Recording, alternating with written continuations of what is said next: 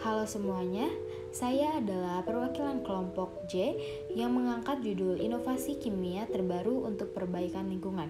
Di sini saya akan sedikit menjelaskan tentang inovasi kimia perbaikan lingkungan dan apa saja sih inovasi-inovasi kimia perbaikan lingkungan yang kita angkat.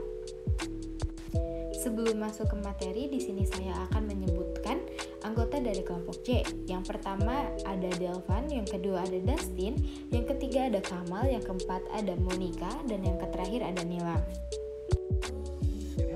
Sebelum masuk ke materinya, sudah tahukah kamu apa itu inovasi kimia hijau atau biasa juga disebut sebagai green chemistry? Menurut Rashi Shanghi tahun 2003, green chemistry merupakan bagian yang esensial dalam program yang komprehensif untuk melindungi kesehatan manusia dan lingkungan. Selain itu juga, menurut Anastas dan Tracy C.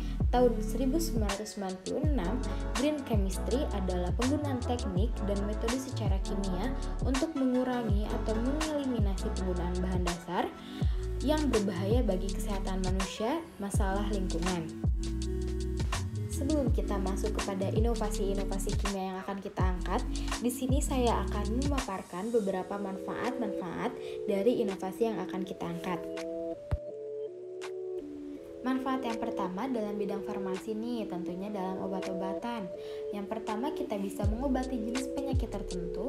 Yang kedua, meningkatkan efektivitas dan keterandalan obat, menurunkan efek samping atau toksisitas, meningkatkan selektivitas obat, dan yang terakhir meningkatkan kenyamanan pemakaian obat. Yang kedua ialah menemukan alternatif lain pada keadaan krisis ekonomi, mengurangi dampak lingkungan, serta mengatasi berbagai masalah yang datang secara global, baik dalam bidang kedokteran, geologi, lingkungan hidup, hingga sumber daya manusia. Nah, untuk sekarang kita sudah masuk ke dalam pembahasan inti. Apa sih contoh inovasi kimia untuk perbaikan lingkungan? Inovasi pertama nih, yaitu bahan kimia ramah lingkungan. Pengembangan bahan kimia yang lebih ramah lingkungan, seperti penggantian bahan kimia berbahaya dan beracun dalam produk sehari-hari. Contohnya ialah penggantian plastik konvensional dengan plastik biodegradable atau pengembangan bahan pembersih ramah lingkungan. Inovasi kedua ialah pengembangan proses produksi yang lebih efisien dan bersih dengan menggunakan katalis ramah lingkungan atau bisa juga disebut dengan metode yang menghasilkan lebih sedikit limbah dan emisi berbahaya. Inovasi yang ketiga ialah pemurnian air. Inovasi dalam teknologi pemurnian air seperti pengembangan resin penukar ion yang lebih efisien atau penggunaan proses fotokimia untuk menghilangkan polutan dalam air. Inovasi keempat ialah energi terbarukan.